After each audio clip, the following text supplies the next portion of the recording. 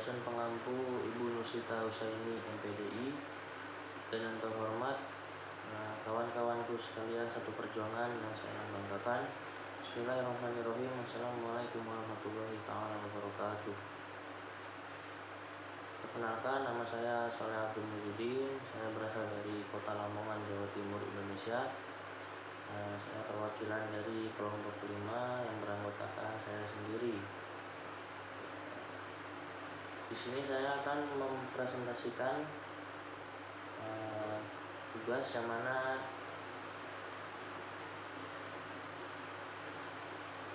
mengenai mata pelajaran pendidikan akhlak tasawuf.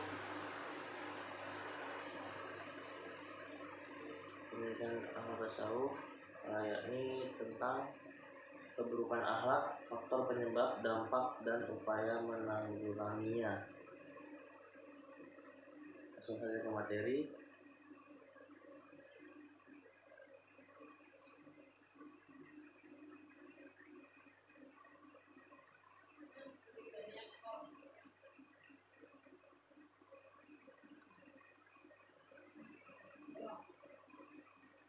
Yang pertama, faktor penyebab terjadinya keburukan pada akhlak. Harus kita ketahui ada 3 macam prinsip. Ada 3 macam prinsip yang paling mendasar dalam ajaran Islam yang mesti tertanam dalam setiap pribadi muslim, yaitu yang pertama akidah, yang kedua syariah, dan yang ketiga ihsan. Mengenai akidah yang pertama, akidah mendorong manusia untuk selalu mengesahkan Allah dalam beribadah dan berbuat baik, itu mengenai akidah. Dan yang kedua mengenai syariah. Syariah memberikan kepada kita tuntunan mengenai cara-cara beribadah dan bermuamalah, berhubungan sama. Dan kemudian yang terakhir, yang ketiga adalah ihsan, memberikan tuntunan mengenai cara-cara berbuat baik dan menghindari perbuatan buruk terhadap Allah Subhanahu wa Ta'ala dan terhadap makhluk-makhluknya. Persoalan akhlak harus menjadi sifat utama dalam setiap individu untuk mendorong segala macam perbuatannya dan akan terganggu peradaban manusia oleh keburukan moral manusia, sehingga harapannya untuk mencapai kebahagiaan dalam hidupnya tidak akan tercapai. Dari persoalan yang terjadi mengenai keburukan moral atau akhlak, ada 3 hal yang melatar belakangi terjadinya keburukan akhlak. Di antaranya, yang pertama, pergaulan bebas yang buruk. Ini yang sering kita temukan, yaitu pergaulan bebas yang buruk. Salah seorang sahabat Nabi mengatakan, temanmu yang akhlaknya buruk jangan dijadikan sahabatmu. Sahabat yang baik adalah dapat menasihati bila engkau melakukan perbuatan buruk. Bahkan dikatakan bahwa jika ada musuh yang bisa mendekatkanmu kepada Allah Subhanahu wa Ta'ala, maka hal itu lebih baik daripada teman akrab yang menjauhkan kamu dari Allah Subhanahu wa Ta'ala. Jadi kawan-kawan sekalian, apabila kalian memiliki teman atau sahabat best friendly, tapi mengajarkan atau menghasut atau membawa kita ke jalan yang salah, ke jalan yang buruk, lebih baik tinggalkan. Lebih baik temani musuh kalian dari SD, SMP, SMA, tapi yang mana memiliki akhlak positif, akhlak yang buruk, akhlak yang membawa kalian, yang menuntun kalian ke jalan Allah Subhanahu wa Ta'ala. Dan yang kedua, akibat buku bacaan dan tontonan. Kemerosotan akhlak akibat dari buku bacaan dan tontonan sangat gampang masuk ke dalam pergaulan seseorang. Pergaulannya dengan teman-temannya yang lebih besar dampaknya dibandingkan dengan pergaulan dengan orang tuanya di rumah. Ini menjadi pekerjaan berat bagi kedua orang tua. Dan selanjutnya, lemahnya tingkat pendidikan generasi mudanya. Dan yang terakhir yaitu mengenai rendah atau lemahnya pendidikan generasi muda, menyebabkan rendahnya iman dan ibadah pada dirinya. Ia tidak lagi memiliki rasa malu dan sabar, kecuali hanya mampu menuruti keinginannya. Ditambah dengan pergaulan yang bebas atau buku bacaan dan tontonan yang buruk, maka inilah yang menjadi landasan terjadinya keburukan pada akhlak.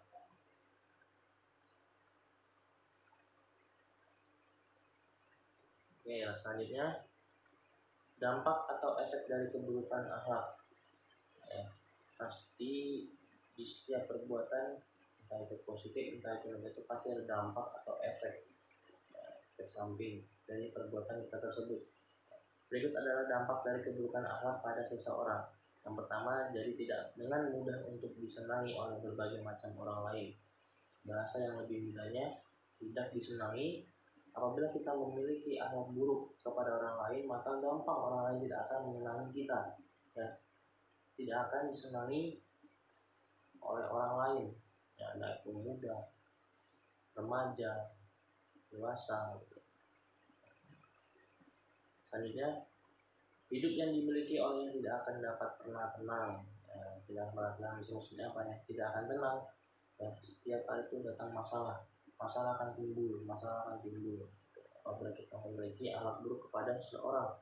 Dan yang ketiga, hidup yang dimiliki olehnya akan menjadi lebih sulit di dalam bersyukur. Dan yang terakhir, memiliki sebuah bentuk dari kepribadian yang dimana sombong serta angkuh dapat dianggap sulit untuk mencapai sebuah tujuan yang diinginkannya. Akhlak buruk berpuncak dari hati yang dipenuhi dengan sifat-sifat mazmumah. Nah, sifat-sifat mazmumah adalah kotoran-kotoran dari hati, kotoran-kotoran hati. Kotoran hati ini juga dikenal sebagai maksiat batin. Akhlak yang buruk sangat tidak disukai dalam agama Islam. Agama Islam sangat memberatkan akhlak yang baik dan mulia. Nabi Muhammad SAW diutus bukan saja untuk mengajar manusia supaya beriman kepada Allah, tetapi juga untuk menunjukkan akhlak manusia, akhlak umatnya tersebut.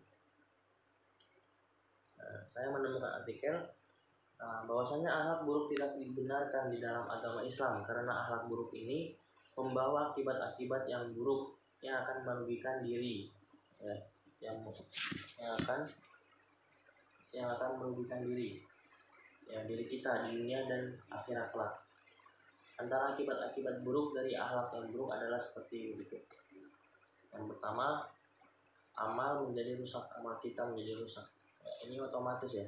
Apabila kalian memiliki akhlak yang buruk kepada orang lain, maka otomatis amal kita akan merosot, menurun. Akhirnya amal menjadi rusak. Yang kedua, mati dalam su'ul khotimah, nauzubillah min dzalik. Ya, semoga kawan-kawan sekalian nanti kelak meninggal dalam keadaan husnul khotimah, amin amin ya rabbal alamin. Dan yang ketiga, tidak boleh masuk surganya. Dan yang keempat, tidak ada rasa tenang dalam hidup. Ya, seperti saya bilang di atas tadi, tidak akan tenang dalam hidupnya, dalam kehidupannya. Yang kelima, sukar melawan sakit yang zahir dan yang batin. Dan yang keenam, tidak disukai orang. Dan selanjutnya, upaya dalam menanggulangi terhadap keburukan akhlak. Dalam persoalan akhlak buruk dapat menjadi kerusakan baik pada diri seseorang maupun peradaban masyarakat. Tentunya sangat diperlukan suatu upaya penanggulangan pada akhlak buruk tersebut agar bisa dihentikan dan tidak menjadi karakter yang menjadi kebiasaan dalam perilaku sehari-hari. Ya, ini seperti sakit, seperti itu pasti ada obat, ya, pasti bisa disembuhkan. Ya. Adapun konsep yang dikatakan oleh Al-Azmi sebagai konsep penanggulangan akhlak buruk yang meliputi beberapa upaya antara lain. Yang pertama, menyebarluaskan tuntunan ilmu agama. Ya. Dan yang kedua, menerapkan secara konsisten sanksi hukum agama. Dan yang ketiga, menghidupkan kegiatan agama dan sosial di masjid atau di tempat-tempat umum lainnya, atau di tempat umum juga boleh. Dan yang keempat, memberdayakan sarana informasi. Terus yang kelima, memperluas wawasan pemikiran. Yang keenam, berupaya untuk menjaga dan memenuhi diri masing-masing. Dan yang ketujuh, bergaul dengan orang-orang yang baik perilakunya.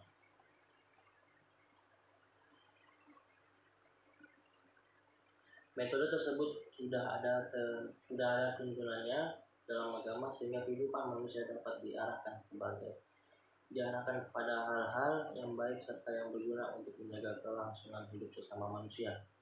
Perlu diketahui bahwa hampir tidak ada sama sekali kebaikan yang dapat diambil dari pergaulan dengan orang-orang yang berakhlak buruk. ya, kecuali keburukan, penyesalan, dan kesengsaraan. Jadi saya ingatkan lagi teman-teman sekalian, tidak ada hal positif yang diambil dari teman kita atau sahabat kita yang memiliki sifat buruk, ya, akhlak buruk, yang menjauhkan kita dari ajaran Allah, yang menjauhkan kita dari yang kebaikan, ya. Yang ada kita mendapatkan dampak negatif, ya, keburukan, penyesalan, dan kesengsaraan.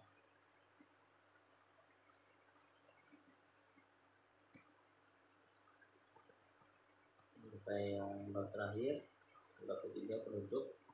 Kesimpulan, akhlak adalah hal terpenting dalam kehidupan manusia, karena akhlak mencakup segala pengertian tingkah laku, tabiat, perangkai karakter manusia yang baik maupun yang buruk dalam hubungannya dengan khalik atau dengan sesama makhluk. Ya, akhlak ini merupakan hal-hal yang paling penting dalam pembentukan akhlakul karimah seorang manusia.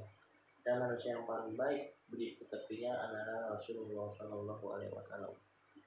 Dan saran dari pemakalah, mudah-mudahan makalah ini dapat bermanfaat khususnya bagi penyusun dan bagi pembaca semuanya, serta diharapkan dengan diselesaikannya makalah ini, baik pembaca maupun penyusun dapat menerapkan akhlak yang baik dan sesuai dengan ajaran Islam dalam kehidupan sehari-hari. Walaupun tidak sesempurna Nabi Muhammad SAW, setidaknya kita termasuk ke dalam golongan kaumnya. Ya, apabila ada tutur kata, tutur ucapan, atau gerakan yang tidak senonoh, tidak enak dilihat, tidak didengar, tidak enak didengar dalam selama berlangsungnya video, saya mohon maaf. Apabila datang kesalahan, itu datang dari saya, dan datang apabila ada kebenaran dalam makalah saya, itu datang dari Allah Subhanahu wa Ta'ala.